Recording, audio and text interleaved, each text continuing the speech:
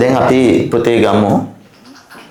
දැන් කැරට් මිල කියන නිරපේක්ෂ මිලක්. බීට් වල මිල කියන්නේ නිරපේක්ෂ මිලක්. එතකොට අපි ගත්තොත් පුතේ තව අපේ අත්‍යවශ්‍ය භාණ්ඩ අත්‍යවශ්‍ය නොවන භාණ්ඩ නේද? එසේ මත්ද්‍රව්‍ය. දැන් එතකොට පුතේ ඒ වගේ මිල ගණන් ටික අපි ගත්තොත් පුතේ ඒකට අපි කියනවා නිරපේක්ෂ මිල. ඒතර මේ නිරපේක්ෂ මිල ගණන් වල සාමාන්‍ය අගයට අපි කියනවා පොදු මිල මට්ටම right. දැන් එතකොට ඔය ආර්ථිකයේ මිල කියන එක ඉතාම වැදගත් මිල. මොකද හේතුව ආර්ථිකයේ මිල දැන් මම අහුවොත් එහෙම වර්තමානයේ මිලද හොඳ 2019 තිබ්බ මිලද හොඳ. ඒතර 2019 තිබ්බ මිල හොඳයි. ඇයි ඒ කාලෙ එච්චර මිල වැඩි වුණෙත් නැහැ අඩු වුණෙත් නැහැ මිල. ඒතකොට මේ මිල හොඳයි වාට. ඒතර 2019 තිබ්බ මිල. එතකොට පුතේ දැන් ආර්ථිකයේ මිල ගණන් වැඩි වෙද්දී අපි නිකන් හිතමුකෝ ඔයාගේ ආදායම ලක්ෂයයි කියලා ගන්නකො. ලක්ෂයයි කියලා ගමුකෝ ඔයාගේ ආදායම. එතකොට 2019 භාණ්ඩවල මිල ගන්න අපි නිකන් සාමාන්‍ය අගයක් ගමු. ඒ කියන්නේ ලංකාවේ තියෙන මිනිස්සුන්ට අවශ්‍ය භාණ්ඩවල මිල ගන්න ටික අරගෙන නිරපේක්ෂව අරගෙන ඒක භාණ්ඩ සංඛ්‍යාවෙන් බෙදලා සාමාන්‍ය අගයක් අපි ගමු නිකන්. එතකොට 100යි තිබ්බේ. එතකොට ඔයාට මේක ඔන්න ආදායම මම බෙදුවා මිලෙන් පුතේ right. එතකොට ඔයාට ගන්න පුළුවන් භාණ්ඩ සංඛ්‍යාව 1000යි කියලා තමයි එන්නේ 1000. හැබැයි පුතේ හිතන්නකෝ ඔය මිල 200ක් වුණොත් එහෙම ඔන්න මම මෙතනට වගේ ඉන්කම් එක ආදායම් පුතේ ලක්ෂයයි. ඒතර මිල 200යි දැන්. එතකොට ඔයාගේ මූර්ත ආදායම මොකද වෙලා තියෙන්නේ? නැත්නම් ඔයාට ගන්න පුළුවන් භාණ්ඩ සංඛ්‍යා 500 දක්වා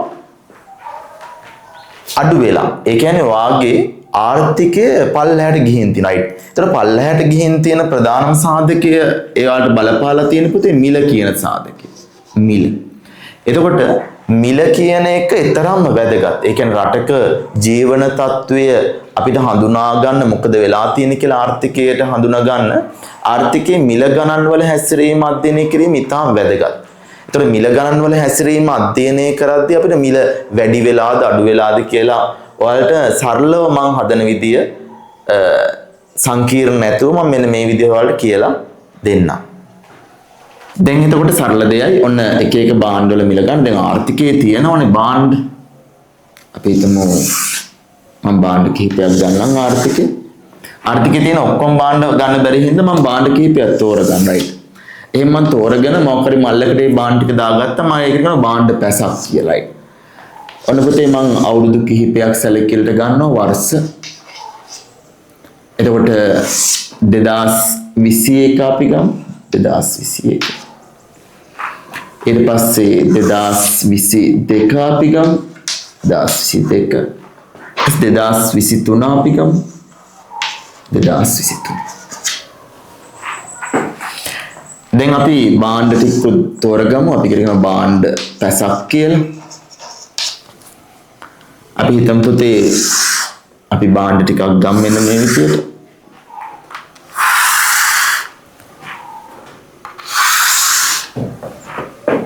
අපි ගමු හාල්.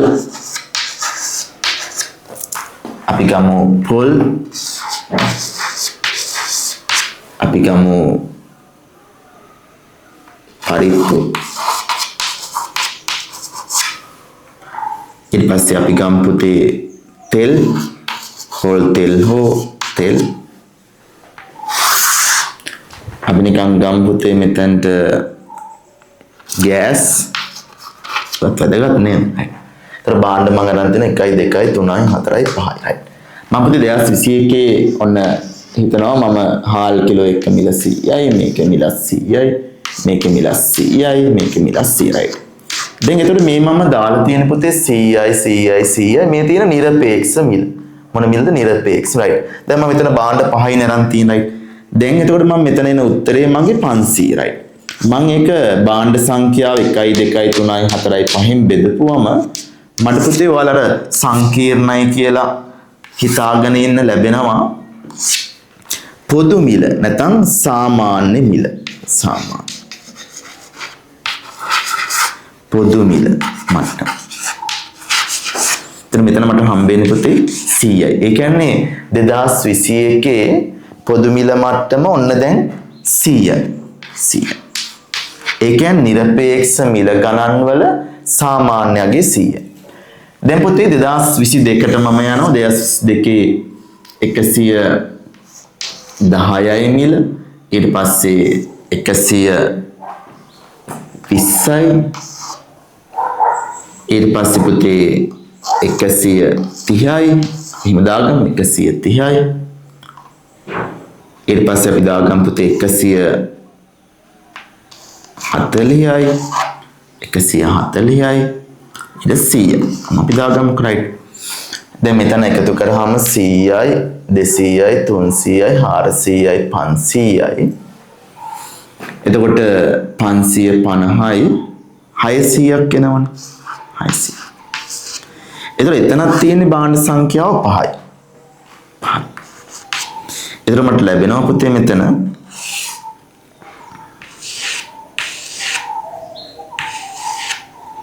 ඊට පස්සේ 60ට අපිට පහේව ගන්න පුළුවන්.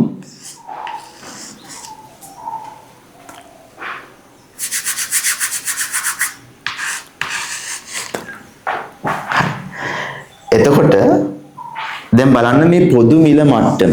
මේ තියෙන පොදු මිල මට්ටම. දැන් එතකොට 2021 තමයි ඔය වැඩි මිල ගන්න අඩු නැති. එහෙම අපි සැලකිල්ලට ගන්නලා මේක දැන් හිතනකෝ අපි නිකන් පන්තියෙන් ළමයෙක් දැන් හොඳට වැඩ කරන ළමයෙක් පාදක කරගෙන අර නැති කරන වැඩ කරන්නේ නැති ළමයෙකුට බයිනවා. මේ ළමයා හොඳට වැඩ කරයි. අන්න ඒ වගේ පුතේ ඔයා හිතන්නකෝ මම මේ ගත්ත අවුරුදු වල හොඳම අවුරුදු 2021 කියලා. එතන මම ඒක සැලකිල්ලට ගන්නවා පාදක වර්ෂය කියලා. මොන වර්ෂයේද? පාදක වර්ෂය. මිල ගාන ගොඩක් වැඩි වුන් නැති, මිල ගාන ගොඩක් අඩු වුන් නැති වර්ෂයක් තමයි පාදක වර්ෂය කියලා කියන්නේ. එතකොට 2021 තමයි මගේ දැන් පාදක වර්ෂය. එහෙනම් මම මේ හැම අවුරුද්දක් ගැනම ඔයාලට අර්ථකථනය කරන්න නැත්නම් මොකද වෙලා තියෙන්නේ කියලා පාදක කරගන්න වර්ෂ තමයි 2021 right. ඒතර බලන්න මේ පොදු මිල මට්ටම මෙතන 100 මෙතන 120යි. ඒ කියන්නේ පොදු මිල මට්ටම මොකද වෙලා තියෙන්නේ? වැඩි වෙලා තියෙනවා right. පොදු මිල මට්ටම මෙහෙම අකණ්ඩව වැඩි වෙලා තියෙනවා right. එතකොට මෙහෙම පොදු මිල මට්ටම අකණ්ඩව වැඩි වෙද්දී අපි ඒකට කියනවා පුතේ උද්දමනයක් කියලා. මොන දමනයක්ද? උද්දමනයක්. ඔය තියෙන්නේ ආර්ථික විද්‍යාවේ ඉගෙනීම් වල වැදගත්කම් වල තියෙනව නේද පුතේ?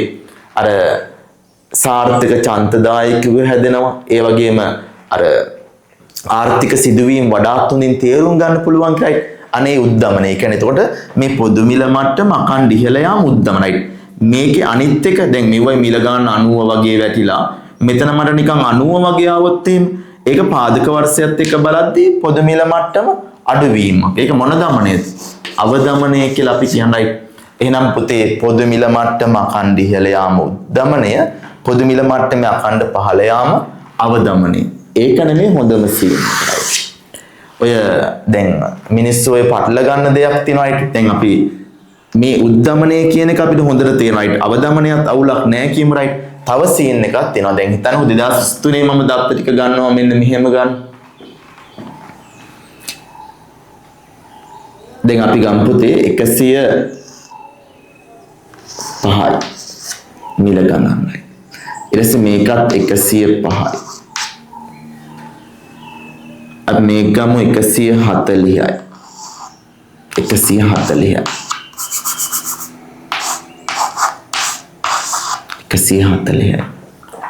ඊට පස්සේ මේක අපි 100යි කියලා ගමුකෝ. 100. මේක 100. දැන් මෙතන එකතු කරාම පුතේ අපිට එනවා 100යි 200යි 300යි 400යි 500යි 550යි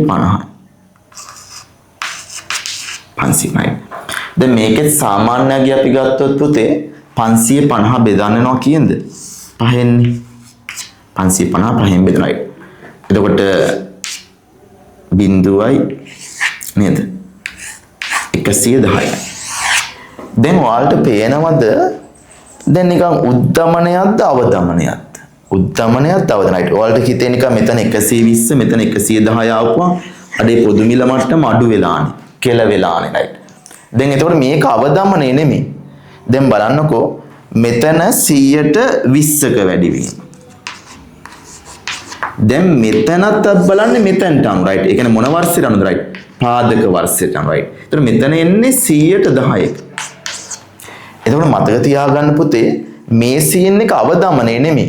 හරියට නිකන් උණු වතුර කෝප්පයක් තිබ්බට පස්සේ ඊගාවට යන සිදුවීම තමයි නිවිගෙන right. ඒ කියන්නේ මෙතන වෙලා තියෙන උද්දමන අනුපාතිකයේ අඩුවීම. ඒතර පුතේ උද්දමන අනුපාතිකයේ අඩු වුණා කියලා කියන්නේ බඩුවල මිල අඩු වෙන්නේ. ඒකට අපි කියනවා පුතේ නිරුද්ධමනය. මොන දමනයද? නිරුද්ධමනයි. එහෙනම් ඔන්න පුතේ උද්දමනය කියලා කියන්නේ පොදු මිල මට්ටමේ අඛණ්ඩ ඉහළ යාමක්. අවදමනය කියලා කියන්නේ පොදු මිල මට්ටමේ අඛණ්ඩ පහළ යාමක්. නිරුද්ධමනය කියලා කියන්නේ පුතේ උද්දමන අනුපාතිකයේ ක්‍රමයෙන් මොකක් වීමද? අඩුවීමක්. එහෙනම් පුතේ මෙතනත් උද්දමනයක් තියෙනවා. මෙතනත් උද්දමනය තියෙනවා. ඒතර ආර්ථිකයේ උද්දමන අනුපාතිකයේ අඩු වුණා කියලා කියන්නේ කලින් 120ක තිබ්බ එක 100කට 10කට ආව කියලා කියන්නේ පුතේ ඒත් මිල ගණන් වැඩි වෙනවා. හැබැයි වැඩි වන වේගයේ අඩුවීමක් වෙනවා right. එහෙනම් මතක තියාගන්න උද්දමන අනුපාතිකයේ අඩු වුණා කියලා කියන්නේ ඔය කියන්නේ පෙර වර්ෂයට වඩා ඔයා ගන්න අයිස්ක්‍රීම් පැකට් එකේ නේද? ඔයා ගන්න රයිස් කොත්තුවේ මිල අඩු වෙනවා කියන එක නෙමෙයි.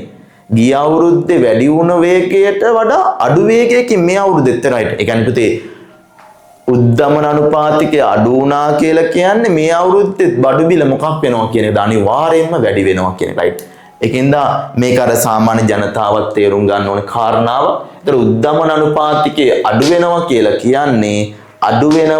කියන්නේ බඩු මිල නේද? බඩු මිල මේ බලන්නකො right. අපි මේ වර්ෂයත් එක්කනේ බලන්නේ මේ බඩු මිල අඩු වෙනවා කියන සීන් එක නෙමෙයි මේ බලන්න. බඩු මිල අඩු වෙනවා කියන සීන් එක නෙමෙයි right. එතකොට වැඩි වෙන වේගයේ මොකක් වෙනවා කියන එකද? අඩු වෙනවා කියන එක right. එහෙනම් උද්දමන අනුපාතිකය අඩු වුණා කියලා බඩු මිල අඩු වෙන්නේ නැහැ. වැඩි වෙන වේගයේ අඩුවීමක් තමයි සිදු වෙන්නේ.